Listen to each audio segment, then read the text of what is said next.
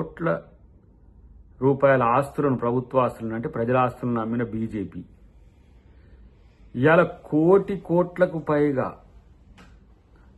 అప్పులు చేసి ఏ విధంగా దేశాన్ని దివాలా తీయించిన బీజేపీ, ఇటువైపు 7 లక్షల పైచీలకు కోట్ల అప్పులు చేసిన బీఆర్ఎస్, ఇలా వాళ్ళు అభివృద్ధి సంక్షేమం పట్టకుండా కాంగ్రెస్ ప్రభుత్వం ఇలా తెలంగాణలో గట్టిగా పనిచేస్తున్న వైనం చూసి ఇద్దరు కూడబలుపుకొని చేస్తున్న ఏవైతే ఈ అహంకారపూరితమైన ధోరణి ఉందో ఇది మంచి సాంప్రదాయం కాదు.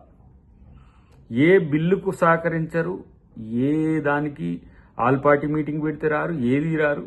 మళ్ళీ బీసీల పట్ల ప్రేమ లేదని ఒకడు అంటాడు, ఎస్సీల పట్ల ప్రేమ లేదని ఒకడు అంటాడు, అభివృద్ధి పట్ల లేదని ఒకడు అంటాడు, సంక్షేమం పట్ల లేదంటే. మరి చేసినవన్నీ చేస్తుంటే ఒక ఏమంటాము పనికిరాని విమర్శలు చేసుకోవడానికి పరిమితమైనది తప్పితే మీరు సాధిస్తున్నది ఏంటిదని ఒక్కసారి ఆలోచిస్తుండ్రా?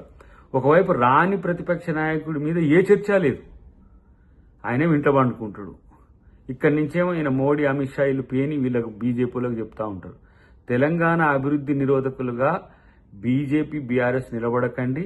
ప్రజల సమస్యలున్నా, ఎలాంటి సమస్యలున్నా, ప్రత్యేకించి అలాంటి సమస్యల పట్ల ప్రభుత్వం సావధానంగా వింటది, వాటిని పరిష్కరిస్తుంది. కాబట్టి మీరేమి కళ్ళల్లో నిప్పులు పోసుకొని లేకపోతే కళ్ళల్లో కారం కొట్టే విధంగానో మీరు వ్యవహరించకండి అని చెప్పేది నేను చెప్తున్నాను.